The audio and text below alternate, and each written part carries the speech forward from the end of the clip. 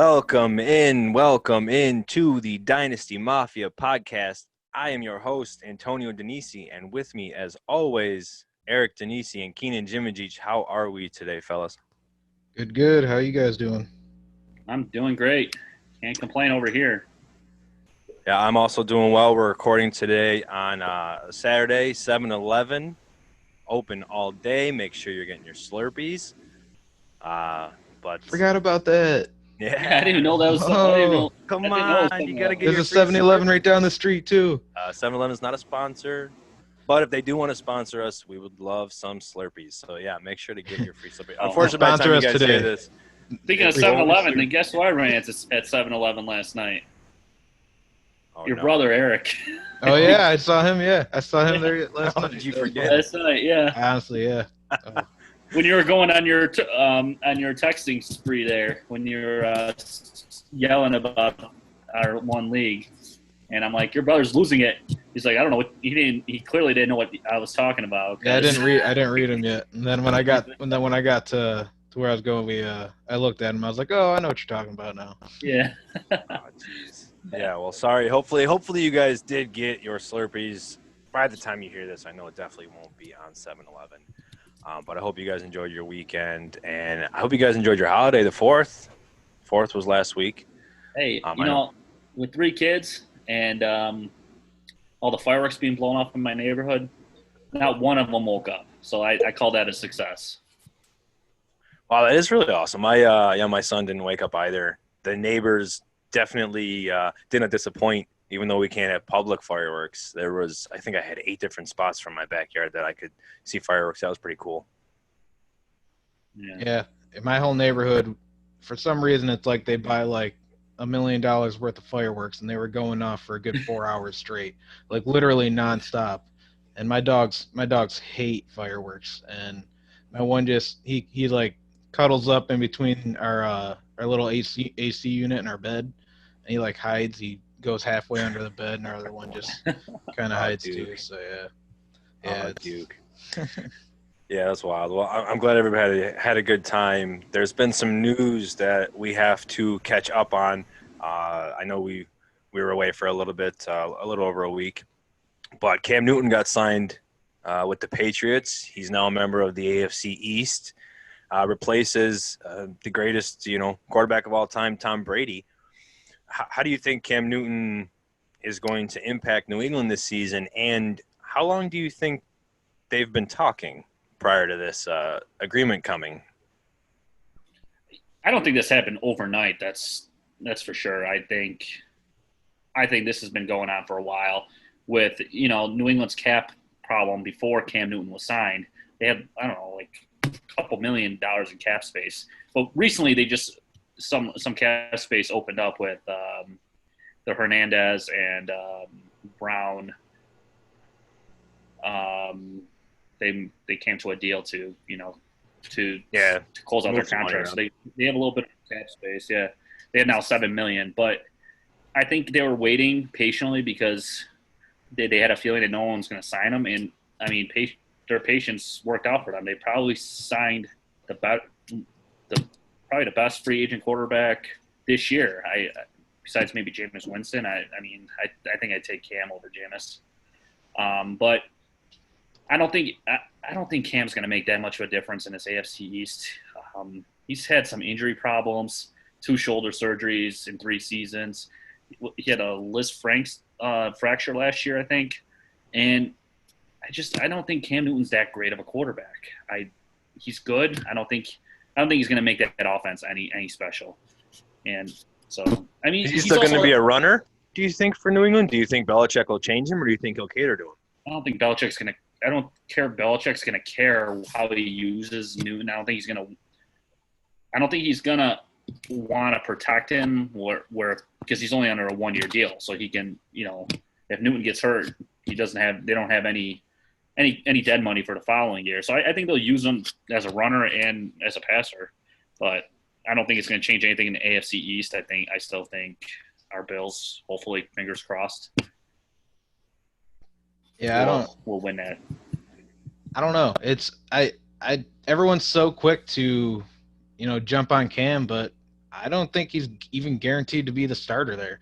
He signed a veteran minimum contract, and I think with incentives, at most he can get is like $7.5 million. So Patriots don't have a ton invested into him. It's only a 1 year contract. They still have a young guy there in Stidham who they drafted last year. I mean, it's going to be a QB battle, and at least I think it is. I mean, especially with potentially no preseason, and who knows what's going on with training camp. Stidham was there last year, so I mean, he has an understanding of the playbook. The Patriots apparently like him a lot, so I don't see why they're just gonna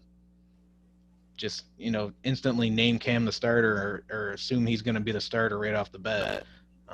Listen, if they didn't like Stidham, I think they would have signed Cam Newton months ago. I think you're definitely right. I think they. Yeah, I think I wouldn't doubt that they gave him the offer a while ago, and he's the one that just waited to see if something better came along. Because I can't imagine he didn't try getting a better offer than that. It sounded like New England. Well, it was confirmed New England was the only team to offer him a contract, but don't forget about his injury. And with COVID, teams could not get a physical. I mean, Gurley was just officially signed like 2 weeks ago. That too, but I mean, with how important the quarterback position is, you would think at least one team with his history of how good he's been would offer him something better than that. Even a 1 year, $10 million contract. You know what I mean? Like that's. You would think they would have figured it out how to get a physical done. I mean, NFL, it's a $1 billion company. I'm sure they have doctors everywhere, and yeah, it's not like he's the only player that needed a physical. Right, Yeah. but like I said, it did take Gurley a little while, and yeah, I think it's going to be interesting without there being a preseason and then going into training camp how it will play out. Newton. But what I wanted to add is that is the only contract he was offered, a veteran minimum with a max incentives of $7.5 million. So his injuries may be a little bit, worse than some people are leading to believe. And because of that, he might just not be the same guy at all come the football season, and Stidham could probably potentially easily beat him out. Yeah, well, more to come with that as we get closer. And speaking of training camp, I want to add, Antonio, just a fun fact. Did you know Newton has only had 3 winning seasons in his 9-year career? Isn't that crazy to you? And he's considered one of the better quarterbacks in the league. And has an MVP. Yeah, like I said, I don't think this changes anything in the AFC East. I think he made the playoffs in 5 seasons, though, right? Because they had the 7-8-1 record, and I think they also had an 8-8. It was maybe it's very, very interesting. Yeah.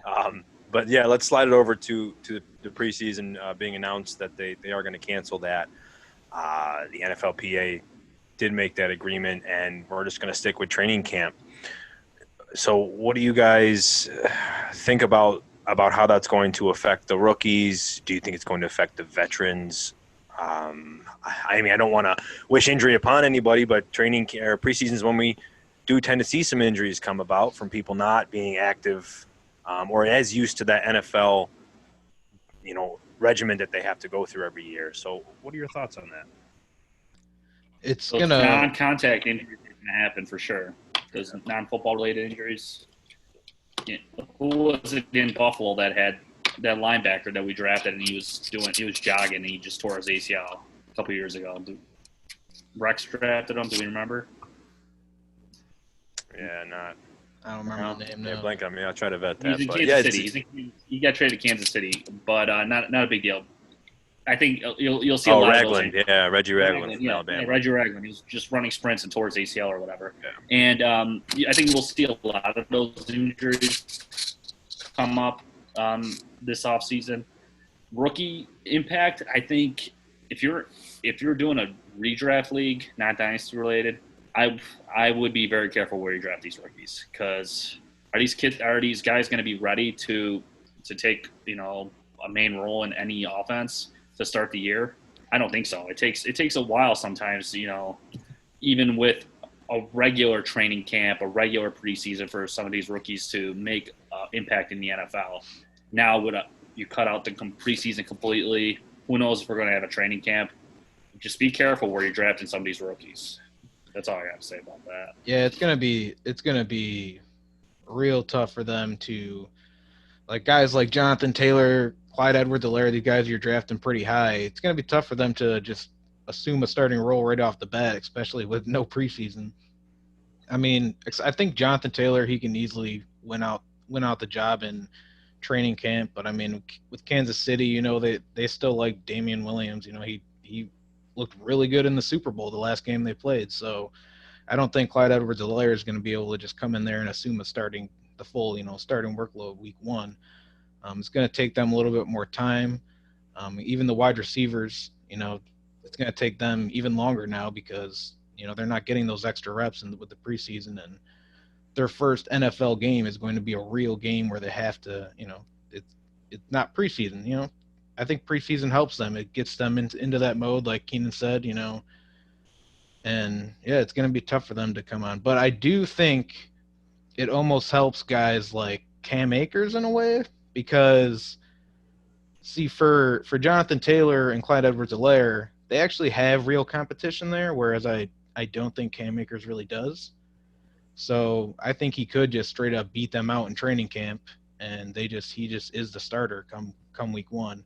Whereas Jonathan Taylor, Clyde Edwards-Helaire, I definitely can still see them splitting carries with Damian Williams, and then Marlon Mack and Nyheim Hines even catching some passes. So, and DeAndre Swift, you know, he's got carry on there, who's been there, but yeah, guys. So it kind of it bumps down those guys for me, but in a way, I'm fine for Cam Akers. Like, I'm not bumping Cam Akers down at all, simply because I just don't think he has nearly as much competition. Yeah, and I agree with the majority of the things you guys said about the rookies. I just want to hit quicker on the veteran players too. I think that the teams that have the most continuity are really have that maybe leg up as opposed to the other teams. You know, talk about the New Orleans Saints, excuse me, the Kansas City Chiefs. You know, the Bills are a team that could be up and coming. You know, those kind of Seattle Seahawks. They're really all of those teams. They've only done more improvements to their current teams, but their main players haven't really changed. You know, New England obviously lost Brady. Brady moved over to Tampa Bay. They have a very good offense on paper, but without the reps in the preseason at all, are they just going to jump in with some good chemistry? So I'm intrigued to see that. You know, Arizona's got Hopkins moved over, and Arizona looks to be a good team. But besides that, you know, how's that continuity going to look? So I'm interested to see how some of those teams will start off. But, you know, talking about teams like the Chiefs, they did lock up their quarterback. Some really big news that did come through this week. We have our first $500 million athlete in history. Nice. Yeah, it must be nice. Patrick Mahomes signed a 10-year extension through 2032. He currently has 2 years left on his deal. But they're going to play that out. And like I said, there's the 10-year extension that's worth reportedly $507 million, I believe, overall. But it's going to be tied to the salary cap for the first time ever. I believe it's an 18% of the salary cap rider. So that'll be kind of interesting to see how other teams maybe do that for the future. But I think it's a really team-friendly deal for Kansas City as well, because now they know they have 82% to deal with every other player. So that'll be kind of – and the cap increases every year, right, especially in the NFL. I mean, all the sports leagues, the cap increases. I was shocked that he signed a 10-year deal, honestly. I mean, I don't think he did a favor to any of his fellow quarterbacks there, because you imagine if he signed a 5-year deal and was still in his prime when he hit the free agent market again. What's he getting paid then? You know what I mean? So the more Patrick Mahomes gets paid, the more the quarterbacks under him get paid as well. So I actually didn't even think of it that way, but once you mention that, it makes a lot of sense. Yeah. But that's how I thought about it as well. Like Dak. I'm not surprised at all about the contract, though. I mean, I definitely saw it coming. I knew he was going to get $45-50 million a year. I mean, he's that good. But yeah, now that you say that, it maybe would have been better to take a 5-year contract. And how old is he even now? Like 24, 25? Yeah, but he already admitted that it was a team-friendly deal so that they can keep building pieces around them, because now he has his security. Yeah, well, that is true. I see that too, but yeah, you know, you see all these players, they want to get paid. They want to be the highest paid player that's in the league because it helps the league out, the other players in the league. And I think that's, if I'm another quarterback in the league, let's say I'm Maybe Lamar Jackson could be the one to. Lamar. Let's say I'm trying to think of a quarterback here. Use Josh Allen as an example. If he takes that leap this year, he's got another year left. We have to make that decision. I mean, he's probably going to be looking at $35 million a year. Yeah, dude, I don't know. He might get more if we do you're saying real good this year and next year. Nobody can ask for more than 50, just like you're saying. When Dak wants his 40, then that's going to be another player. Dak, Kyler will come up. Yeah, Dak's a perfect example. Well, now Wilson's only 32. Guess what? Dak, when they're not going to pay him more than Mahomes got paid in Kansas City. Because they never were to begin with, but I do think it helps Dak potentially get to that 40 million. Yeah. So, I think that's. I was shocked at the length of the contract. I guess it helps Kansas City out extremely because I think in 5 years Mahomes is more expensive. Yeah, and essentially it seems like, at least from reports, that it's almost like a one-year prove-it deal every year where it becomes a team option after, I think, year 5 for Kansas City.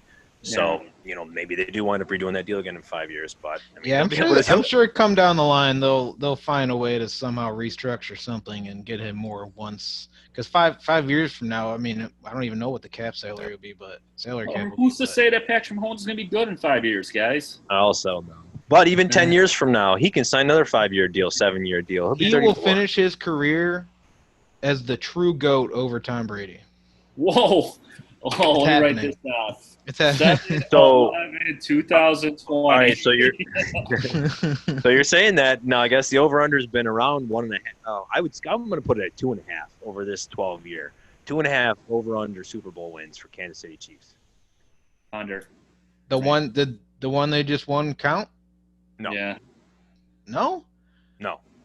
2.5 over the course of his 12-year contract. 10 years. Correct. 10 years. Oh yeah, I bet they win at least 3 more. You want to make a little side bet? I bet it's under 3. I'm also going to take the over. We'll have to figure out some good side bet for that, and then talk about it 12 years from now. But the interesting thing is Andy Reid's like 74. So that's my thing. Is who? That's interesing. Who's going to come in and he may coach for another 5 years. I mean, they got a 10-year deal for a reason. Who knows how long Andy Reid? They're not going to win the Super Bowl 3 out of 5.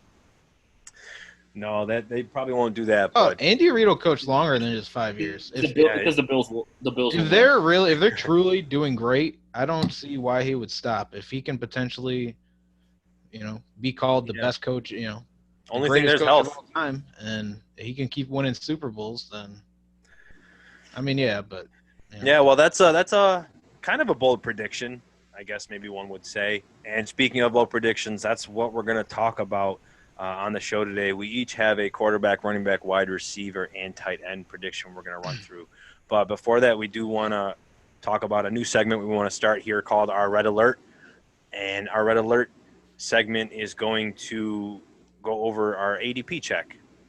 So we looked at our Fantasy Pros half PPR draft here for 2020, and we just want to talk about a couple maybe red alerts just to keep you guys in the know of who's too high, who's too low, just players you want to keep your eye on.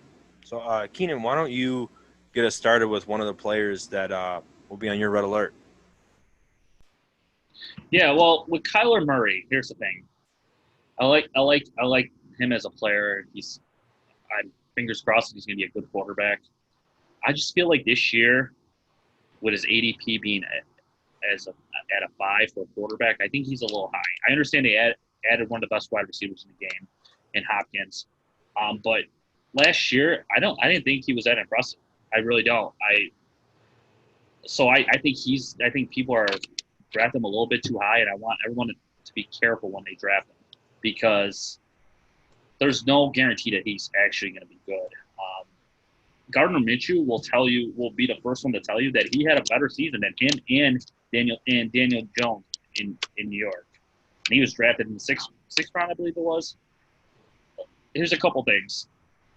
When it comes to deep ball completion percentage, Gardner Minshew was higher. He was at 45.1. Kyler Murray was at 44.3. Not that big of a difference, but he was still higher than him in the deep ball, which in excuse me, Minshew's ADP is at a 23. So in my eyes, I'm waiting for a different quarterback. It doesn't have to be Minshew, but I just don't think that people should draft Kyler Murray at 5. Also, when it comes to Minshew, he had more yards, more touchdowns, less interceptions than Kyler Murray. He had 3,000. Oh, I'm sorry. He did not. He did not have more yards, but Kyler Murray had more yards. He had more touchdowns and less interceptions. But he had a better record over in Jacksonville. So I just want everyone to be very careful when it comes to Kyler Murray. I think he's going to be a good quarterback. It's going to take time to develop. Yes, he has DeAndre Hopkins, but I don't think him being drafted at 5, quarterback 5, I think that's a risk. That's a little bit of a risk for me. I'd rather wait for someone like Gardner Minshew, who's at 23. Yeah, I think that the deep ball stat, Hopkins is definitely going to help to improve that. He was a really big proponent of that for Deshaun Watson. I don't know. I feel like Kyler Murray gives a good floor with his rushing ability. He did show improvements throughout the season, and Cliff Kingsbury does have an offense that was kind of unique and hopefully will only improve this year, and they're going to improve that tempo. And I don't know, they're going to spread the ball around. And I think I can understand where you're coming from with him being a little bit high at 5. But I think maybe at the end of the season, that's somewhere that he might be able to end up. The thing I forgot to mention about him, Mitch only played 12 games, and he had 400 less yards passing than Kyler Murray, who played 16 games. Also rushing, he had 200 yards less than Kyler Murray. So I think, like I said, I think Minshew is – I don't know if he's better than Kyler Murray. I really don't know. But I think when it comes to quarterbacks, there's that 1, 2, 3, those 3 guys up there, and then everyone else is kind of in the same tier. I'm not saying as a quarterback in the same tier, like a football player. I'm just saying when it comes to fantasy football, they're all kind of in that 2, 3 tier. Yeah, and Gardner Minshew got some weapons as well. So I like that. I like that check there. How about you, Eric?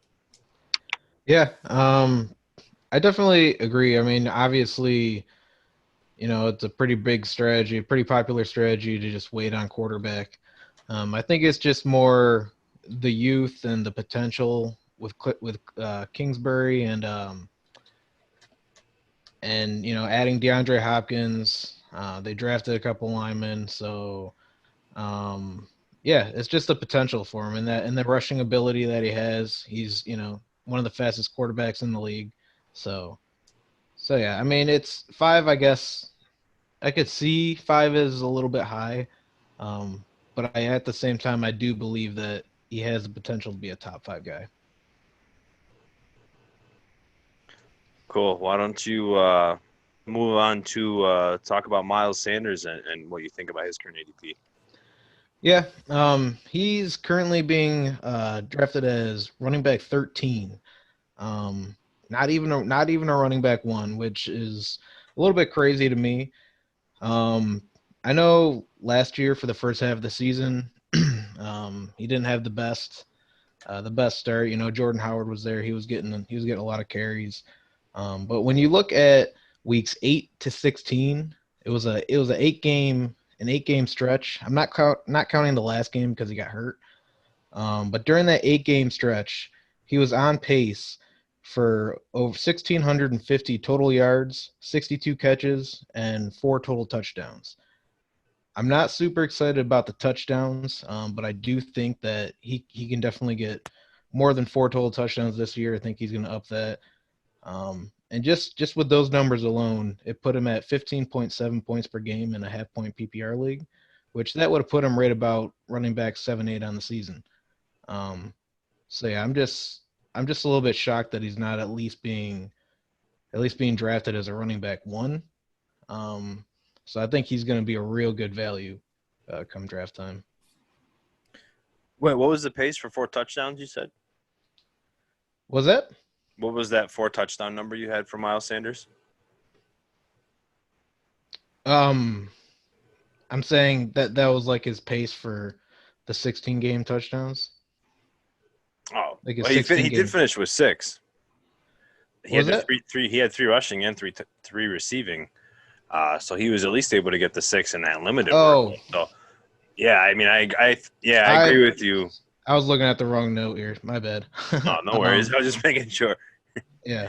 That because we both love him. I definitely love him a lot, and I love everything and agree with what you said there. That's why I just wanted to make sure to double check that because I know you probably had a different number there. Yeah. No. So, but that even helps my point even more. Like, Exactly. I mean, I don't see how he doesn't finish as at least a top 8 guy. I mean, he's going behind guys like who was it? I think it was I'd rather have him over Austin Eckler. I'd rather have him over Kenyon Drake. Um, I'd rather have him over Aaron Jones. And all those guys were going ahead of him. And not only that, but if you see all the speed that they added to that wide receiver core, which is really going to open up that offense for them.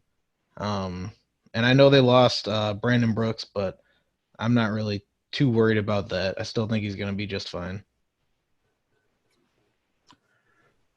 Yeah, I love that ADP check. People have been worried he's going too high this whole time, and he finally corrected himself more towards the community guys. But I've been scooping him up all day if he drops. Somebody else that I've also been grabbing as they've been dropping has been Golden Tate, wide receiver for the New York Giants. Right now, his current ADP is 138th overall. 51st at the wide receiver position. Now, he only played 11 games last year, and he was because he was suspended for the first 4 weeks. But he finished as a wide receiver 43, and on a per game basis, he was wide receiver 29. He came right in. He was that veteran presence for Daniel Jones. I know that the Giants had a lot of injuries this year. Barkley missed a game. Slayton came in and did his part, filling in for Evan Ingram and Sterling Shepard, when they were both out. But Golden Tate did a really good job. He had 6 touchdowns in those 11 games, and the most he's ever had in his career was 7. He had his second highest yards per catch since his rookie year. So, I mean, that was fantastic. He was able to show he's still a yards after catch monster. In 2018 when he played 16 games, he led the league in forced missed tackles after the catch. He actually was 3 ahead of Odell Beckham Jr. So that puts him in pretty elite company. So I think that he's somebody that needs to be drafted a little bit higher, and you guys should grab him, anybody that can, as he falls down, because I think he's going to finish more like a wide receiver 3. That Giants offense is sneakily becoming good, at least on paper. Now they're going to have Tate for a full season, Sterling Shepard, Evan Ingram if he's healthy, and Darius Slayton. So some weapons there for Daniel Jones for sure. Yeah, I mean, I know that they didn't play a full slate together. Golden Tate only played with Evan Ingram for 4 games and only played with Sterling Shepard for 6 games. But even in the games that that Shepard had returned, it was Tate that still got the ball. There was a few games where it was more like Slayton went back towards being that wide receiver 3 or 4 option. So I think he's going to continue that going into 2020. Yeah, I like Golden Tate too. He's going to be for wide receiver 51. I mean, definitely for this year, I'd say it's almost like guaranteed he's going to beat that ADP at 51. I could definitely see him finishing probably low 30s, potentially even high 20s, depending on how the season goes there. But I do think that Darius Slayton is going to be a much bigger part of the offense than a lot of people think. So we'll see how that goes. Yeah, that we will. And that's going to end our Red Alert segment. And we're going to move on to the main event here, which is going to be our bold predictions. So, as I mentioned before, we're going to do each of us are going to mention a prediction for each of the positions: quarterback, running back, wide receiver, and tight end. And I think what we'll do is Eric will kick us off here at the quarterback position. Yeah. So for my bold prediction for quarterbacks, um, I think that Jared Goff is going to return to 2018 form, and he's gonna finish as a top 8 quarterback. Um, I guess it might not be super bold, but I mean, a lot of people are writing him off, I believe, and a lot of people think that he's not going to be the future there in LA. But with what they did when they switched that offense last year, um, it completely changed his game. They were much better, took a lot of pressure off of him. They were doing nothing but scoring. They were number one in the league in points per game. So yeah, I think he's going to return back to form. That whole offense is going to be hopefully much better. Um, and yeah, I think he's going to have a real good year. And he's going as his current ADP is QB 19. So so yeah, people are writing him off, and I just don't see why. It's crazy to me that people are writing him off. It's been a year since he took that team to a Super Bowl, and that offense was putting up crazy numbers that season where they went to the Super Bowl against New England. I that you see all these teams that have the Super Bowl hangover. Why can't he have the Super Bowl hangover? I guess. Yeah. Yeah, I think we're all on board with the Rams having a big bounce back season for 2020. So I'm going to talk about my quarterback bold prediction here. And speaking of a bounce back season, Matt Ryan is going to be a top 5 quarterback, and for the first time in his career will throw for 5,000 yards. So let me talk to you about this real quick. Matt Ryan has a leap year for himself. I think we've known this for the most part since he started his career. That meaning every other season he finishes as a top 8 quarterback. So let's start this back in 2009 when he first started. He's had 4 offensive coordinators in his whole career, and none of them have lasted more than 3 seasons at a time. In the second season of all of them, besides Kyle Shanahan, he's had a fantastic year. Mike Mularkey, first year, finished 18th. Second year, he finished as the quarterback 8. First year with Dirk Cutter, he finished as a quarterback 7, but they were 13-3, had a fantastic season, a lot of continuity coming back there. Pretty good coming through. Now, the second season with Dirk Cutter. Again, this is 2013. Dirk Cutter is the current offensive coordinator, but this is his second stint. In 2013, Julio only played 5 games. It was his second season. He was injured. Roddy White, missed a couple games as well. It was just a bad season. They came back, and, he had a good year. So Kyle Shanahan, next offensive coordinator. We all know how great he is. First season with Matt Ryan, he was 19th. Second season, Matt Ryan was 2nd. Then you got Steve Sarkisian coming in. Matt Ryan was 15th. Second season, Matt Ryan was 2nd. And then you got last season, Dirk Cutter. Matt Ryan finished 11th. They were 1-7 in their first 8 games. We all remember the Falcons finished 6-2 in their last 8 games. They had a very good run. Yes, they had some questionable defenses and some not so great teams they played, but they got better and they worked together, which was great. And I think that they've added some good pieces that's going to bring him back to the Matt Ryan of what we wanted for every other season. And like I said, I think he's going to get 5,000 yards for the first time. I really, really do. Not to go too far with this, but something I found, Julio Jones, he was drafted when Roddy White was 30, and Julio Jones was 29 when they drafted Calvin Ridley. Calvin Ridley's big breakout year will probably be this season in year 3. Julio Jones's probably was going to be year 3, but he fractured his foot. His year 4, he had 104 catches, almost 1,600 yards, and 6 touchdowns. I think Calvin Ridley and Julio Jones are just going to have a fantastic year together. You had Hayden Hurst, you had Todd Gurley. Matt Ryan's in for a great year, and I will not say any more. I just wish he would have an offensive coordinator for more than 2 years. If he had an offensive coordinator that was there, let's say for 5 years, who knows what kind of numbers he would be able to put up with those wide receivers. That's true, but they all go on to be head coaches. Yeah, well, I don't blame them. It just it would definitely be interesting what type of player Matt Ryan would be if he had some consistency in an offensive coordinator spot. Yeah, But it's almost a lock though. It's his leap year, so yeah, Leap year, every baby. every other year he's great. So yeah, I definitely agree. It's gonna be. I can definitely see this one happening. He's He's had gonna. over 4,900 yards twice, so it's not Yeah. unattainable for him. Yeah. No. Yeah, it's gonna be. They're gonna have a real good offense this year. And everyone's worried about their offensive line, but hopefully their offensive line will be healthy this year and yeah, stay healthy. And yeah, I see a good year coming for them for sure. I agree for sure. Well, my guy, I went the rookie route here. I went with my boy Joe Burrow. I think he'll finish among the top 15 quarterbacks this year.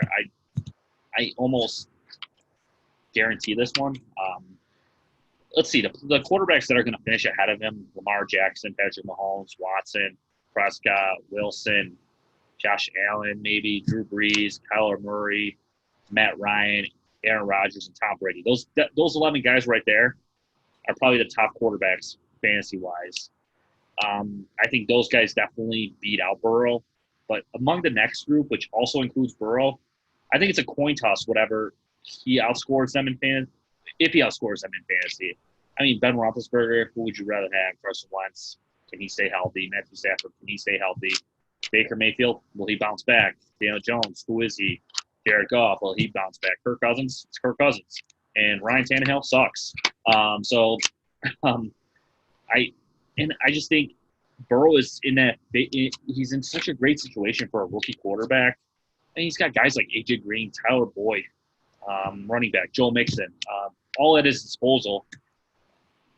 The offense is already built. They're just adding one of the best college quarterbacks that has one of the best quarterback seasons that a quarterback has had in college football to the offense.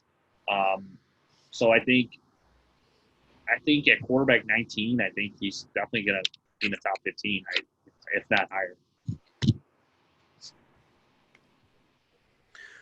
Yeah, I can. I think I can see that definitely happening. A lot of that actually happening. So, I mean, I don't mean to sit here and agree with you, but I like Burrow myself. I think that whole offense is going to hum pretty nicely. Why don't you actually? Because you got a really nice bold one here for your running back position. Yeah. So I've been kind of wanting to get to this one. So I mean, why don't we hear it? if you've been listening to our previous shows, I've said before, trade Christian McCaffrey after one of the greatest seasons that a running back has had in NFL history, fantasy-wise, and regular and football-wise. He's almost guaranteed to regress this year from his 2000 season. There's more passing weapons in Carolina. They have DJ Moore and Curtis Samuel coming back. They also added Robbie Anderson. With those three wide receivers, there's a chance that McCaffrey doesn't even top 100 receptions, which would demolish his fantasy output. I just don't know if there's so many question marks with that offense. New coach, new quarterback, new weapons. How are they gonna use McCaffrey? Last year, McCaffrey had 15 touchdowns on the ground.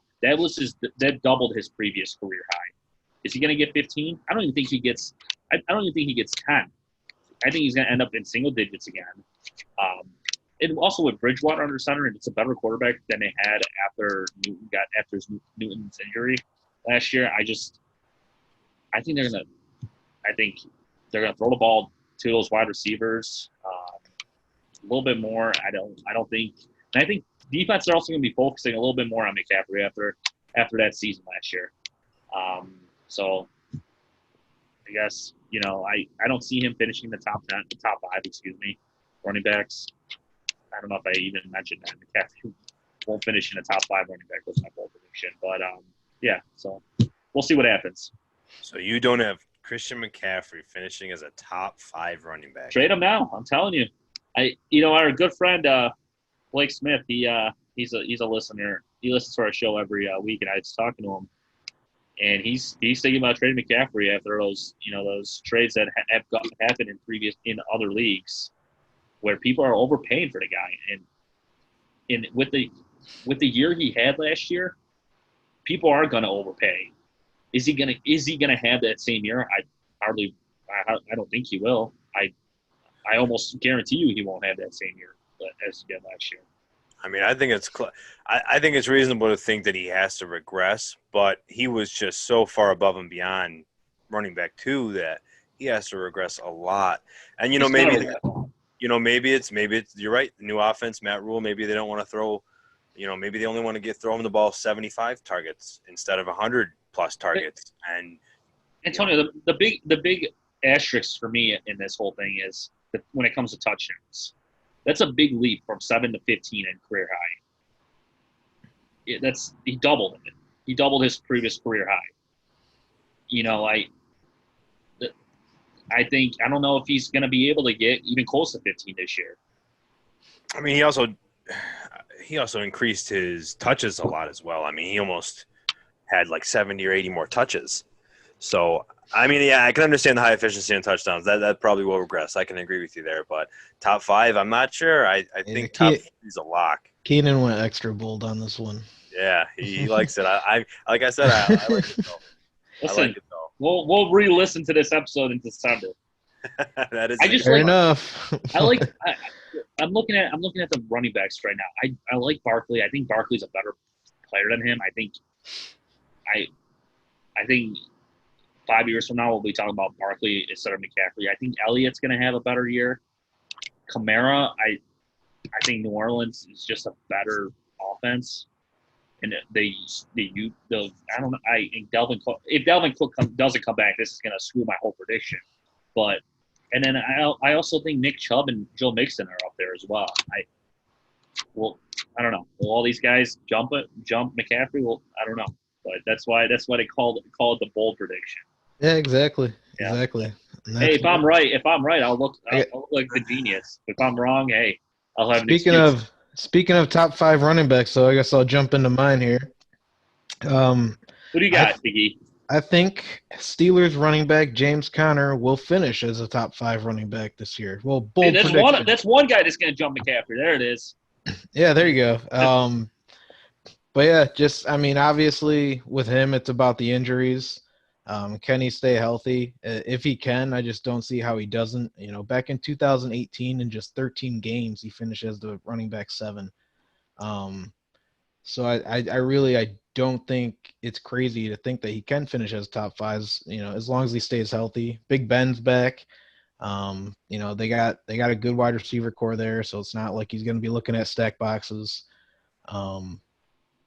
And yeah, I don't think McFarland is a threat for that job. I don't think Benny Snell is a threat for that job. I don't think he has a ton of competition there, and it's all about health. So if he's healthy, I really strongly believe this bold prediction could hit.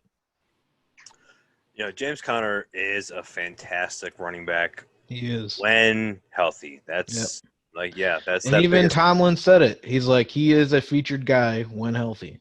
I mean, it is what it is. Yeah, you hope he can stay healthy. I definitely think he can finish as a running back 1.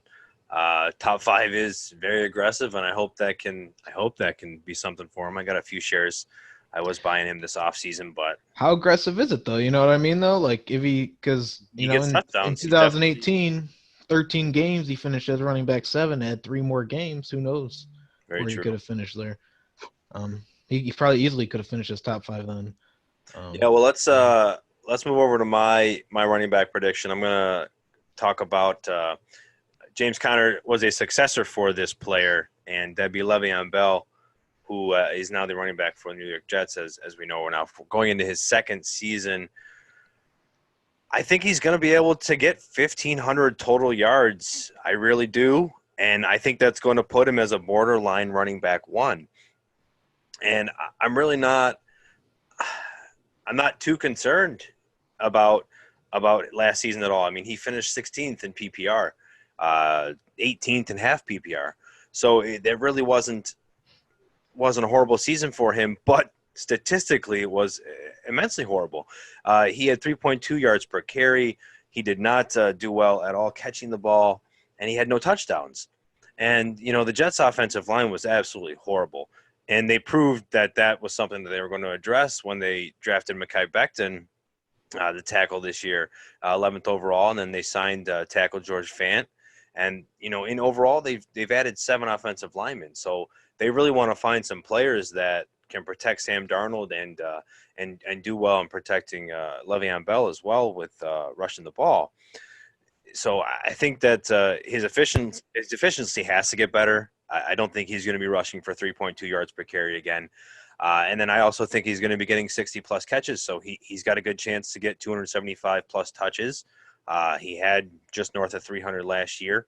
So I think that's something that he can definitely get, and I think he's going to have 1,500 yards. And I honestly, call me bold, I think he might get 10 touchdowns as well.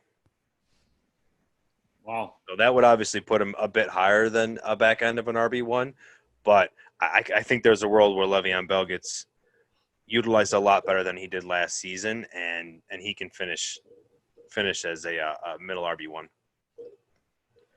Yeah, that could happen. It just is Gase gonna give him enough work for him to get there? I personally think it's gonna be more like it was last year. Definitely see it being a little bit better. Obviously they upgraded that offensive line. They added Denzel Mims to hopefully open up that passing game a little bit more. So I definitely see him doing a little bit better. But it's tough for me to get him even in the back end of the RB1 territory. Well, that would definitely rely on the touchdowns coming a lot more than the 3 that he had. But like I said, I think 1,500 yards is something that he can definitely get to, and maybe the touchdowns is what will carry him some more. So yeah, I think that for the Jets to be successful and for Darnold to be successful, I think they have to utilize him a little bit more this year, and utilize him efficiently too. So he's helping to move that ball down the field. So I think I want to side with you, Antonio. He's probably not going to be that top 5 that's going to jump McCaffrey though. Just kidding. Yeah, we're finding all the reasons to prove your top 5 theory right with all of our predictions here. Yeah. So how about you keep us moving, Keenan? Let's move to your wide receiver. Yeah. Here.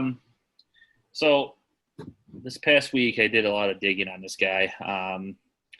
My bold prediction for wide receivers is that Adam Thielen will lead the NFL in receptions. Just a couple. Yeah, a little easy there. Can I hear that again? Yeah, Adam Thielen will lead the NFL in receptions this year. Oh, I thought I heard that. You heard it correctly. Yeah, so this isn't hard to believe if you look at everything.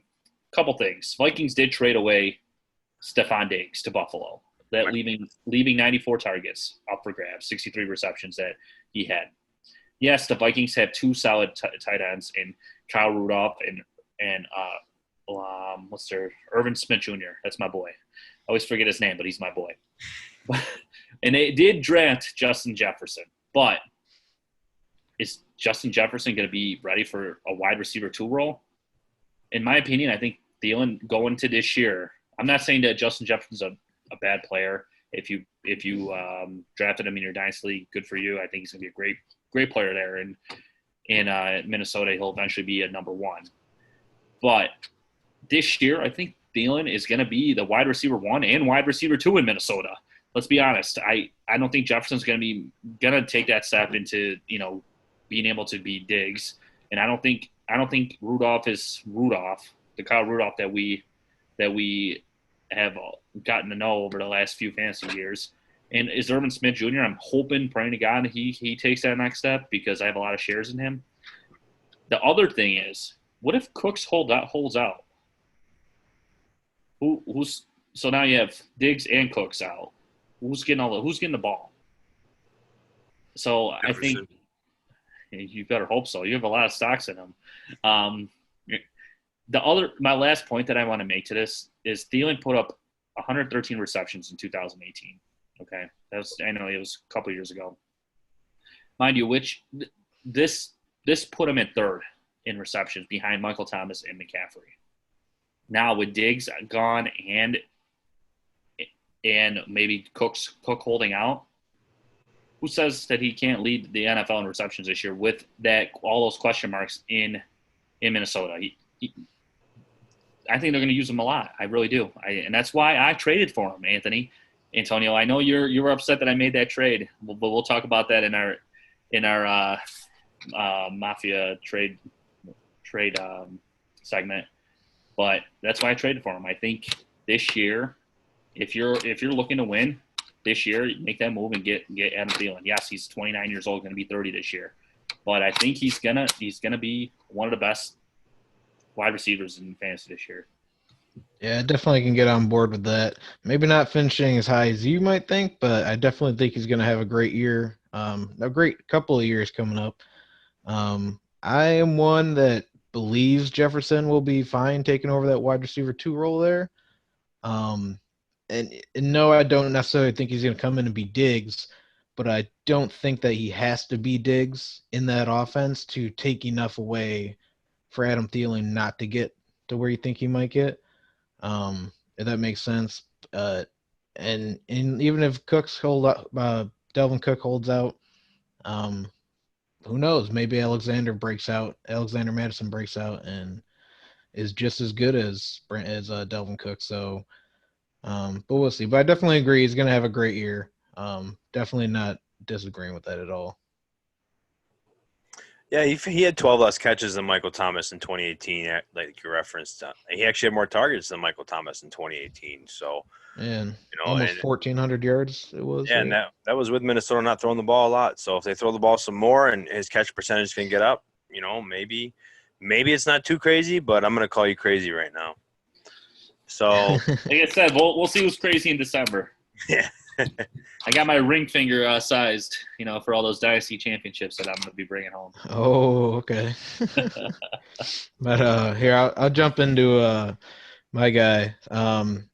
So a lot of people think it was all just a one-year wonder after all this time. But I believe Devontae Parker will top 1,200 yards again and be a top 12 wide receiver this year.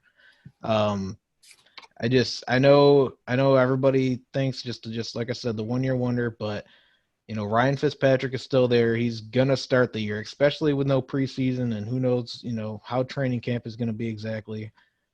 I really don't see any possibility of Tua playing at least the first half of the season. Yeah. He's gonna have to sit. He's gonna sit behind Fitzmagic there. It's gonna be hopefully more the same as what it was last year, and yeah, I think he's going to have another great season. Obviously, I know Preston Williams is going to be back, and I really do think Preston Williams is going to be really good as well. But they upgraded that offensive line, and yeah, I don't think they're going to be a competing team necessarily. So I do think they're going to be in a lot of games where they're going to have to throw the ball. They're going to be behind. They definitely upgraded their team a lot. They're going to have a good team, but I do think there's going to be a lot of games where they're behind again, and they're going to have to throw the ball. And yeah, so I think he's going to have another really good year. He better. I traded for him in a couple of leagues. Yeah. So. Yeah, I don't know. I did move my shares of Parker as best I could all around. Yes, you did. To me. Yes, I did. But the good thing about it is talent, though. I do believe in the talent. The good thing about it is, right now, he's going as wide receiver 26. So I mean, if you're getting him at a price there, that's wide receiver 3 price, and he truly has potential to finish as a top 12 guy. He showed it last year. I believe he finished as the 11th, and yeah, he's got a ton of potential, and you're getting him late, and even in dynasty leagues, you can get him pretty cheap. So yeah, I think he's a good guy to go after. Depends who you're talking to. Yeah, it depends who you're talking to. Yeah, true. But yeah. Well, I'm gonna move us over to my wide receiver, and that is gonna be DeAndre Hopkins. And my bold prediction is that he will not finish as a top 10 wide receiver this year. Now, we all know DeAndre Hopkins is fantastic, and we talked earlier about Kyler Murray and how I think he is going to ascend, but I don't think there's enough room for DeAndre Hopkins to get the ball and be as efficient as he was with Deshaun Watson, excuse me. I statted him out, and I gave him his career averages, but I just couldn't give him the targets that he was able to get. And I was only able to get him to what was around the last 3 seasons, the wide receiver 10. So in 2017, he would have been wide receiver 8. In 2018, he'd be wide receiver 13. And then last year, he'd be wide receiver 9 based on the stats I gave him. But, I mean, we have to remember that Christian Kirk's there, and he looked damn good last season. He only played in 13 games, and he had 106 targets. So he's got to get the ball still. You know that Kyler Murray likes him. Larry Fitzgerald's still there. Hakeem Butler, he's there, and he's going to be coming back and healthy. I don't know. I think there's a lot of mouths that they want to feed, and Kenyon Drake got a lot of targets when he came over. So I think Hopkins can still have a good season, but I don't think that he's going to be maybe that top 5 that everybody's used to. Yeah, I don't know what to think with Arizona. I really don't. I traded Kenyon Drake, and I was kicking myself a couple months later. Now I'm not. So I don't. I'm just like, it's a coin toss with me with that whole Arizona team. Honestly, it was tough with me too. But I mean, honestly, Kenyon Drake, I have him doing so well. Yeah. But like I said with Hopkins, I mean, I was only able to give him 131 targets. Yeah. I mean, that was still 24% the target share. Yeah. And he's used to 28, 29 in Houston. And I gave him more. I gave him 8 touchdowns. So I was even generous with that. It's just he's not getting the 1,400, 1,500 yards you're used to. Yeah. I could definitely see it too.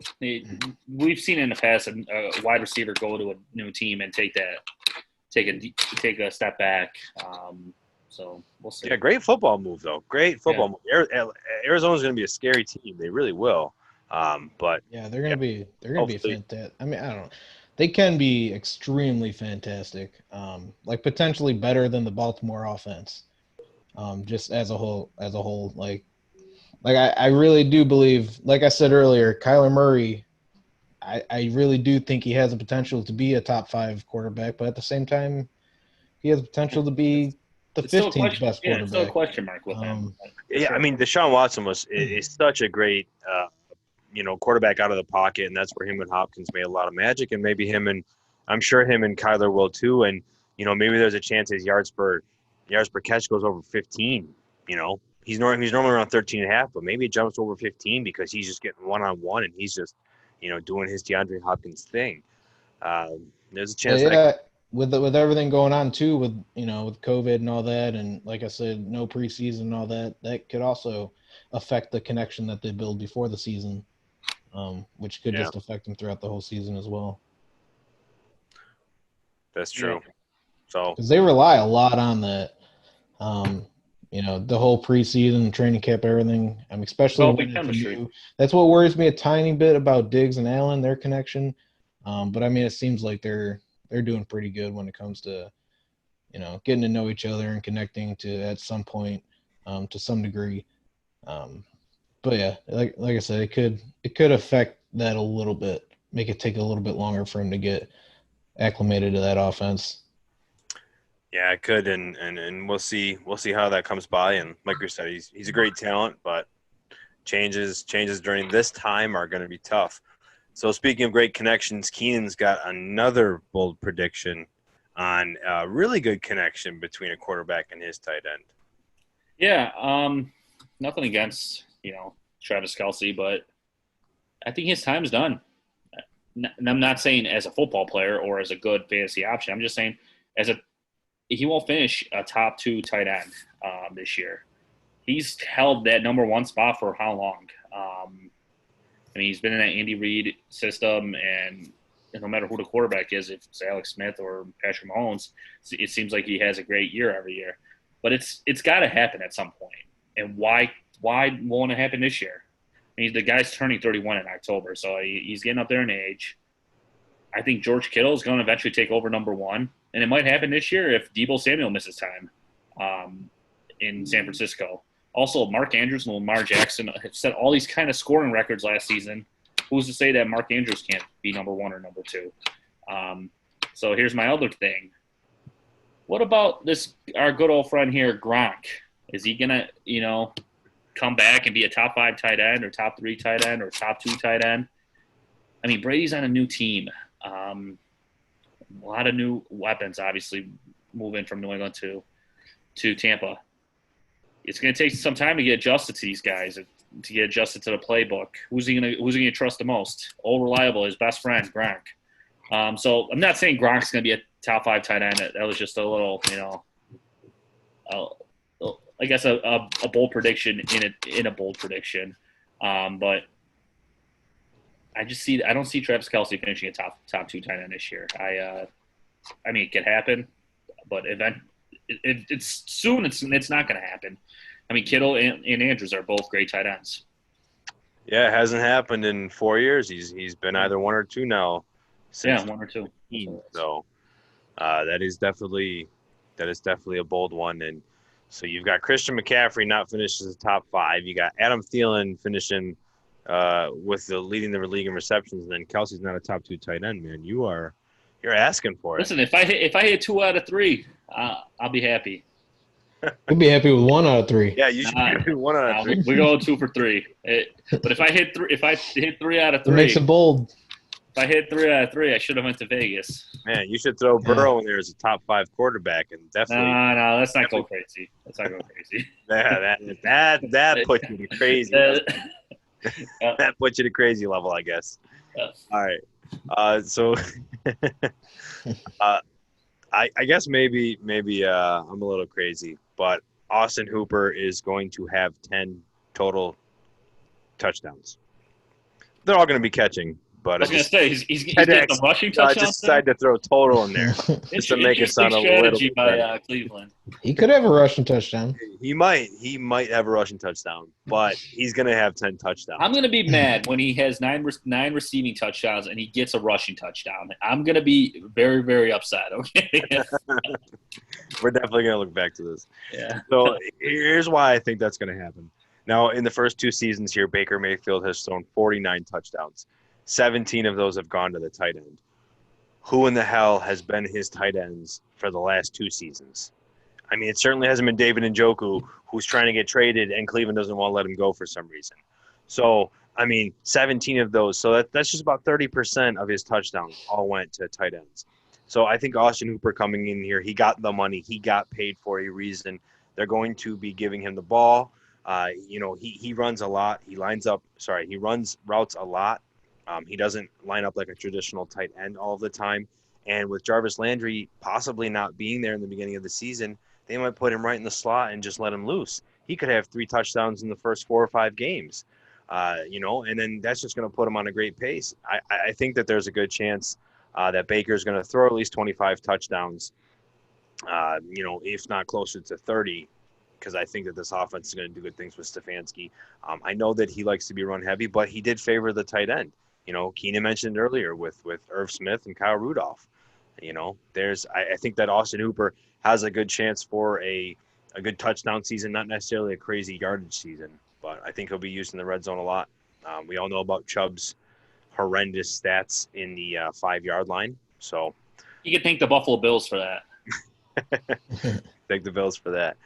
So I think that they're going to use him there more, and they're going to use him in general. So we'll see. Yeah, I agree. Why pay him? Why pay him all that money if you're literally not going to use him? I don't understand why people are fading him so much. But Eric, teams do that all the time. They pay all these players all this money, and then you think they're going to use them, and then that's don't. true. But but that's a lot of money to give a tight end. And a lot of those guys are blocking tight ends too. And Hooper wasn't really that big blocking tight end for Atlanta. Like I said, he lined up as a wide receiver a lot. He did block some at points. He is a good blocking tight end, but maybe they're going to run some more 12 personnel and have him and Njoku line there. But I still think he's going to get the ball a lot, especially without Landry.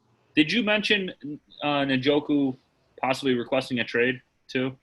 Yeah, I mentioned in the beginning, but I don't know if they necessarily will. But even if they do, I'm not sure that Njoku really affects Hooper that much as is. Well, I was gonna say if they did trade him, I could definitely see 10 for sure. In the next 4 or 5 weeks here before the season starts. It's a Baker thing. I mean, Baker had Mark Andrews at Oklahoma in college. Yeah. And, Mark Andrews had good production in Oklahoma. Most tight ends don't do that in college. Yeah. Speaking of great production from a tight end, Eric, your bold prediction. Yeah, I've been saying it for a while now. I love this guy. I think Tyler Higbee is going to finish as a top 4 tight end. Um, it's not. I really don't think it's crazy for him to even finish higher than that. Like I said before with Jared Goff, when they switched this offense over, he was one of the main people there to benefit from that. It was a small sample size in that 5 game, but you have to use that sample size because if they're going to be running this offense, that's what it's going to look like. He's the one that got the contract extension. I'm not really worried about Everett. If they sign Everett to an extension, then we'll talk about that. But until that happens, Higbee is going to be the guy there, and he's going to be the future there.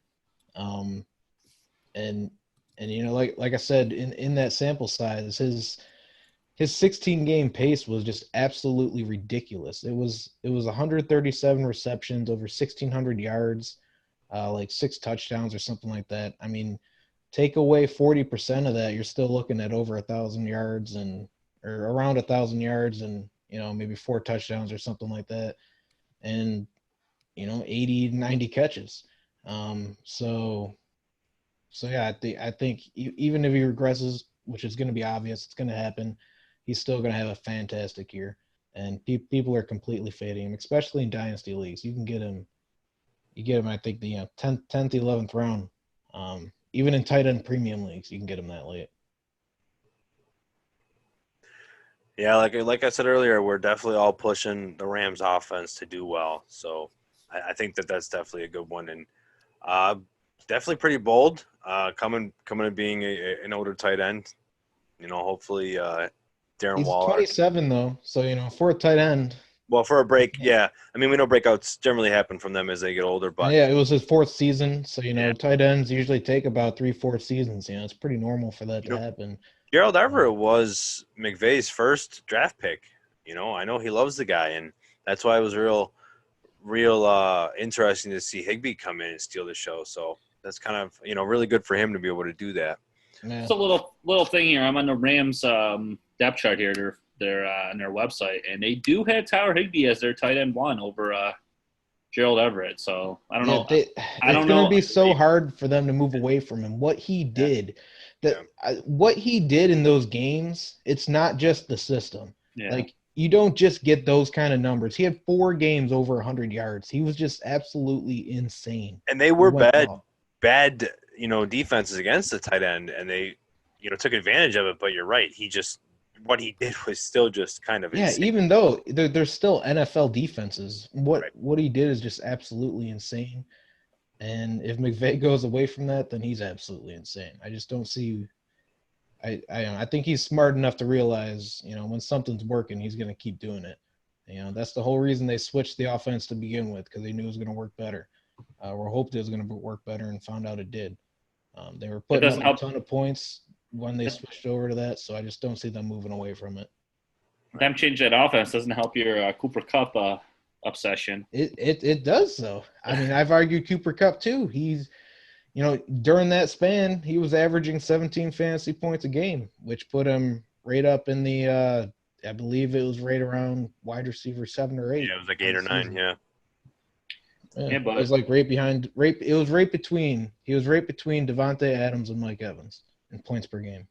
But what happens if Robert Woods? We're kind of going off a tangent here, but what happens if Robert Woods is on the field more? I mean, Robert Woods was fantastic during all those games. Robert Woods is there. That's the thing, though, is with this offense, it makes their offense so much better as a whole. They were, like I said, they were averaging 33 points per game. I wish I had the stat. I mentioned it in a previous podcast. I wish I had the stat pulled up, but last year after they switched to that, was that 12 personnel offense? Is that what we're talking about? Is that what they switched to? Robert Woods was on the field for all 3 downs, and Cooper Kupp was coming off the field. Where before they switched, I know we're not talking about your tight end here. I'm sorry. But before they switched, whatever offense they had, I forget, Cooper Kupp was on the field for all 3 downs, and Robert Woods was the one coming off on on third downs or second downs or whatever. So I'll have to look into it and I'll send it to you. But yeah, it was. He definitely came off the field more, but a big thing too was on the 12 personnel they could only have 2 wide receivers, so it was Brandon Cooks and Robert Woods a lot. But also look at what plays was Cooper Kupp. I mean, he was in on the important plays, especially in the end zone. They're all important. He was. I mean, yeah. But you know what I mean. I mean, yeah, no, I'm kidding. He is the touchdown guy. He is Jared Goff's best friend down there in the end zone, and yeah, I'm not worried about him either. I mean, he's going as like wide receiver 19. So I mean, I think he's going to be a great value as well. Better hope the Rams don't go 5-11. Yeah, for real. But this offense, it's going to be putting up points. Like I said, you don't just 33 points per game. That was number 1 in the league. So if they're putting points up, I'm not worried about anybody in the offense. Yeah, I do agree with you with the Rams offense. I think they are one of the better offenses, and I usually do target players on teams that have a better offense. Even, I mean, that explains itself, but I just target those players more than I would target. I'm trying to think like Stephon Diggs this year. He's a great player, but the offense is still unknown here in Buffalo. So, Yeah. All right. Well, that's going to wrap up the bold predictions, I think, for all of us. So why don't we just run through them real quick? Just re-mention that for everybody so they can just get a little quick refresher. Kean, just start with your quick 4. Let me pull up my sheet here. I'm sorry. So my 4 were I had Joe Burrow will finish in among top 15 quarterbacks. Christian McCaffrey won't finish top 5 running back. Adam Thielen will lead the NFL in receptions, and Travis Kelce won't finish a top 2 tight end. And mine are Jared Goff will return to his 2018 form and be a top 8 quarterback. James Conner will be a top 5 running back. Devontae Parker will top 1,200 yards again and be a top 12 wide receiver. And Tyler Higbee will be a top 4 tight end. I had Matt Ryan will be a top 5 quarterback and throw for over 5,000 yards for the first time. Le'Veon Bell will have 1,500 total yards, perhaps 10 touchdowns. DeAndre Hopkins will not be a top 10 wide receiver in PPR, and Austin Hooper will have 10 touchdowns. So there, again, is our bold predictions. That's going to wrap up that segment for the week. And we are going to end our show with our weekly segment of the Mafia Market. And what we're going to talk about this week, we just got one trade, and that's going to be Julio Jones for Tyler Lockett and a 21 first. I think this one was Eric's, right? Yeah, I was the one that traded away Julio. Silly Alex. Yeah, my team, it's one of the top contenders in the league. My other wide receivers are Devonta Adams, Mike Evans, Cooper Kupp. I got like Preston Williams and Darius Slayton as well. And then I had Julio, and I wanted to get a little younger and, gain some future picks because I traded away my picks next year. Mm-hmm.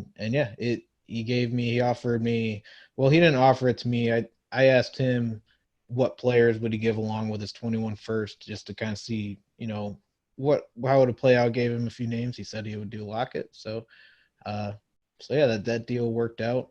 I think Lockett's going to have, a real good year, maybe even a couple good years. Not as good as Julio, but I'm definitely excited that I gained that first next year because this class next year is supposed to be pretty good as well. We say that every year. This class is going to be great. This class is going to have the best running backs. This one, but I do love that trade for you, Eric. I think I want to disagree with you saying that he's not going to have a great year like Julio, but who's to say that Julio's going to have a great year? Calvin Ridley's going to take that next step. Eventually, Julio's going to become the second option there. And they also just drafted what the hell is it? Who's the wide receiver they drafted? Help me out. For which team? Sorry. Atlanta. Falcons. They didn't draft anybody else. They didn't draft a wide receiver? Oh, I'm sorry. I'm thinking of Dallas. But no, Calvin Ridley is gonna take that step eventually.